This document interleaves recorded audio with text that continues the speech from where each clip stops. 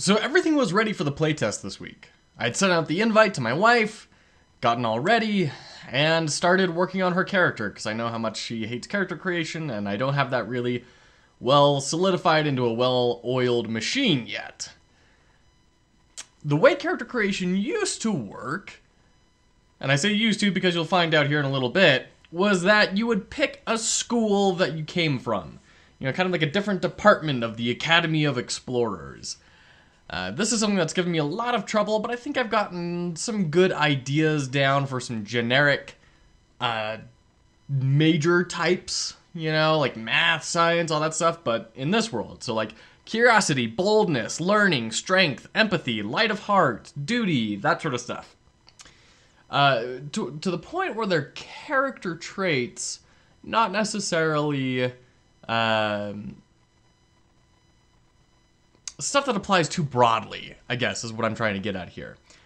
Or rather, it doesn't it's the opposite of that. It doesn't pigeonhole them into a very small thing. It allows them to kind of grow out their character in this vague general direction of a personality type. I'm still not super confident on it, and the list is expanding, but it's at least a starting point. So you pick a school, and then you would pick 3 different positive traits. One is something that is innate, that is you have developed over your time in school, a talent that you managed to really take to very quickly, something you didn't need to spend time developing, it just kind of came naturally. And then innate, which is something that you brought with you to the school, something that set you apart from everybody else as members of that school.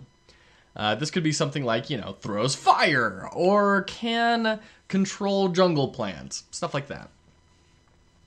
And then you'd also pick a negative trait, and that would be another character-related thing, like overly shy, or self-conscious, or overcomplicates things, that sort of thing. To the positive attributes, you would assign a +1, +2, and +3, ranking them effectively. And to the negative one, the -1, just to create a little more drama in situations where your character isn't all that good.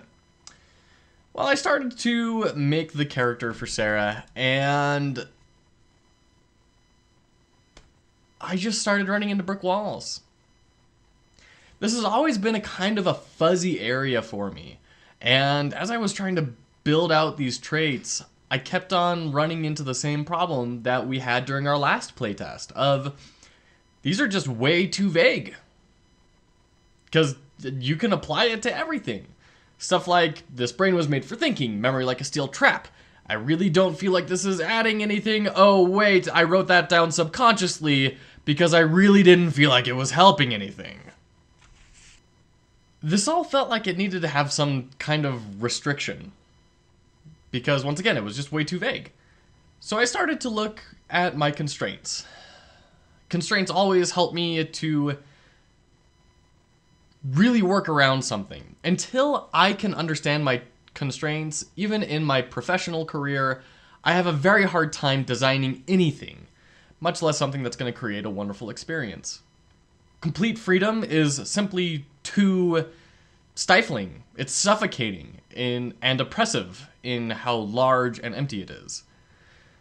So I started to think, is there a way we can avoid character creation completely? Because my wife doesn't like it. She just doesn't. So what can I do about that? And I started to think about games like A Single Moment, which I'll put the link to down here in the comments. But in that game, you really define the story as, you define your characters rather, as you play. And I started to think, what if we could do that somehow? I don't really know exactly where this is going, but I have some vague thoughts, so bear with me for a little bit. I was thinking about maybe having just 3 categories to start you off with. Physical, mental, and social. +1, +2, +3. You get to choose where they go. Simple, easy choices that are very vague, but still have an effect in the game.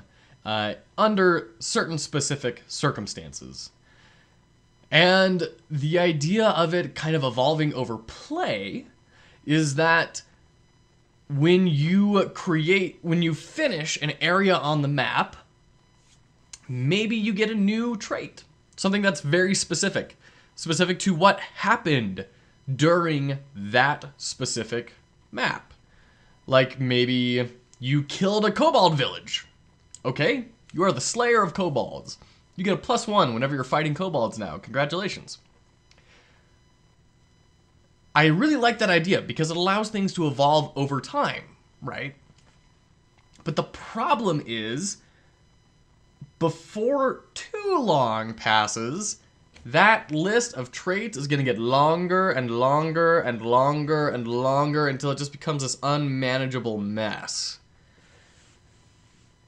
So I thought about maybe you get to add on a new trait after clearing out an entire map. And then that trait gets to have a little bit of a bigger impact. For example, maybe you ended up clearing down the Mushroom Forest, making a treaty with the kobolds, clearing out the giant fortress, finding the relics, enslaving the leprechauns, repelling the kobold conquistadors. And at the end of the day, maybe you get the trait of Warmonger.